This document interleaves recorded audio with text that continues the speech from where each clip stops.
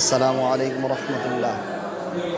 সম্মানিত দর্শকবৃন্দ, এটা কোনো সাধারণ বিষয় না। এটা আমাদের মাদ্রাসার হিফজ বিভাগের শুনানি ছাত্রদের মেহনতের এক বাস্তব চিত্র।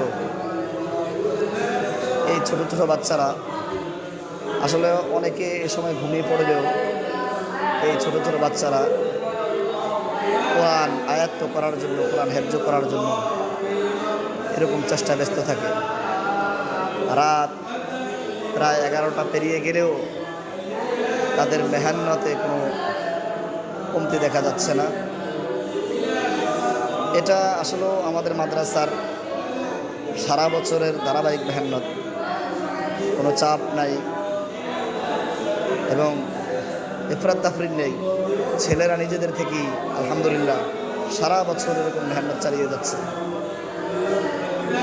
11টা, 12টা, 1টা, 2টা, কখনো সারা রাত্র মেহনত করে এরকম স্টুডেন্টও আলহামদুলিল্লাহ আমাদের এখানে আছে।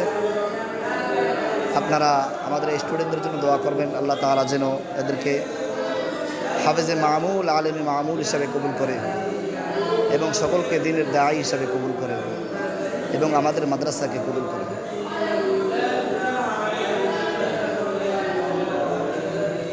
সারা বছরই আমাদের এভাবে ধারাবাহিক রকম মেহনত চলছে আলহামদুলিল্লাহ নিজেদের থেকে।